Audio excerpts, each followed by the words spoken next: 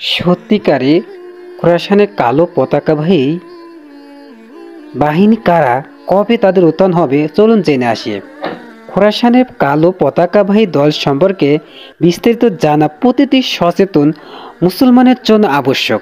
কারণ রাসূলুল্লাহ সাল্লাল্লাহু আলাইহি ওয়াসাল্লাম আমাদেরকে কঠিনভাবে নির্দেশ দিয়েছেন, খোরাসানের কালো পতাকাবাহী দলের উত্থান হলে তোমরা বরফের উপর হামাগুড়ি দিয়ে হলেও তাদের সাথে যোগ দেবে। অর্থাৎ খোরাসানের কালো পতাকাবাহী দলের সাথে যুক্ত হওয়া প্রতিটি মুসলমানের জন্য ওয়াজিব।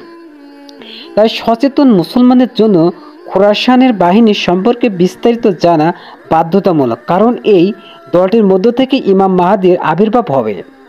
চলুন আমরা জেনে নিই খোরাসান কোথায় অবস্থিত। রাসূলুল্লাহ সাল্লাল্লাহু আলাইহি সাল্লামের যুগে বৃহত্তর খোরাসান বলতে এর সীমানা নিম্নলিখিত ভূখণ্ডের সমষ্টিকে বোঝায়, যার মূল কেন্দ্র হচ্ছে বর্তমান আফগানিস্তান।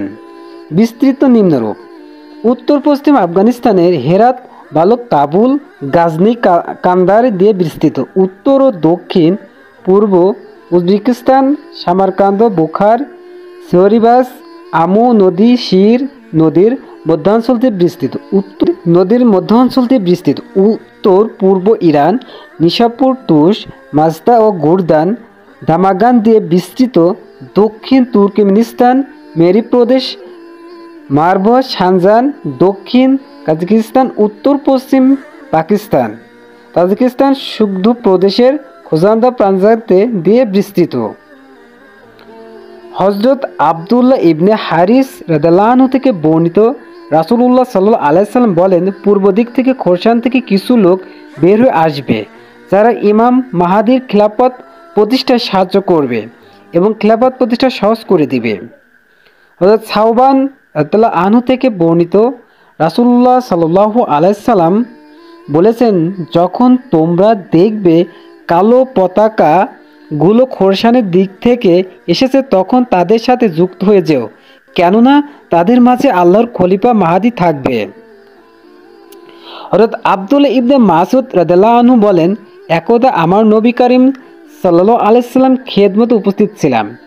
উনি বলতেছিলেন, ওই দিক থেকে একটি দল আসবে। হাত দিয়ে তিনি পূর্ব দিকে ইশারা করলেন। তারা কালো পতাকাবাহী হবে। তারা সত্যের পূর্ণ ইসলামী শাসনের দাবি জানাবে, কিন্তু তাদেরকে দেওয়া হবে না। দুইবার বা তিনবার এভাবে দাবি জানাবে, কিন্তু তখনকার শাসকগণ তা গ্রহণ করবে না। শেষ পর্যন্ত তারা ইসলামী শাসন ব্যবস্থার দায়িত্ব আমার পরিবারস্থ একজন লোকের, ইমাম মাহাদির হাতে সুপর্দ করে দিব। সে জমিনকে ন্যায় এবং নিষ্ঠার মাধ্যমে ভরে দিবে। ঠিক তেমন ইতিপূর্বে অন্যায় অত্যাচারের মাধ্যমে ভরে দেওয়া হয়েছিল। সুতরাং তোমাদের মধ্যে যদি কেউ এই সময় জীবিত থাকো, তবে অবশ্যই তাদের দলে এসে শরিক হয়ে যেও, যদিও বরফের উপর কোনোই ভর দিয়ে আসতে হয়। আবু হুরায়রা রাদিয়াল্লাহু আনহু থেকে বর্ণিত, রাসূলুল্লাহ সাল্লাল্লাহু আলাইহি সাল্লাম বলেছেন, যখন কালো পতাকাগুলো পূর্ব দিক থেকে খোরাসান থেকে বের হবে, তখন কোনো বস্তু তাদেরকে প্রতিহত করতে সক্ষম হবে না। এমনকি এই পতাকাকে ইলিয়া বাইতুল মুকাদ্দাসে উত্তোলন করা হবে। খোরাসানে কালো পতাকাবাহী বাহিনীর আবির্ভাবের হওয়ার পূর্বে কি কি ঘটবে, চলুন জেনে আসি। তুরস্ক, America, Britain, France, Siriyat Bashar আল আসাদ, তার সহযোগী রাশিয়া, ইরান, হিজবুল্লাহ, শিয়া মিলিশিয়াদের বিপক্ষে সরাসরি যুদ্ধ জড়িয়ে যাবে, যার কারণে শিয়ারা ইরাক, সিরিয়া, ইয়ামানে ধ্বংসের মুখোমুখি হবে। ইরাক, সিরিয়া, মিশরে ইসলামিক স্টেট ব্যাপক পুনরায় উত্থান হবে, যার কারণে ইরাকের রাজধানী বাগদাদ, মাসুল, সিরিয়া, হোমস শহর দখল করে নেবে। সিরিয়ার রাজধানী দামেস্কের নিকটবর্তী হারাস্তা শহরে মারাত্মক একটি ভূমিধসের ঘটনা ঘটবে, যার কারণে রাশিয়ার সৈন্যবাহিনী সিরিয়ার ধ্বংসের মুখোমুখি হবে এবং সেখান থেকে 1 লক্ষ লোক নিহত হবে।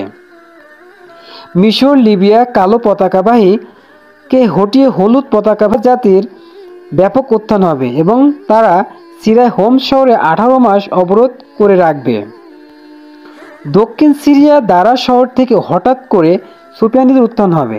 সে কালো পতাকাবাহী হলুদ পতাকাবাহী বর্বর আফসা জাতি পরাজিত করে সিরিয়া থেকে বের করে দেবে এবং সম্পূর্ণ সিরিয়াতে ক্ষমতা পাকাপোক্ত করবে। ইয়েমেন থেকে মানসুর নামে কালো পতাকাবাহী একজনের আবির্ভাব হবে এবং সে ইরাকের কুফা শহরে আসবে। আসসালামু আলাইকুম বন্ধুরা, ভিডিওটি ভালো লাগলে শেয়ার করে আমাদের সাথে থাকুন।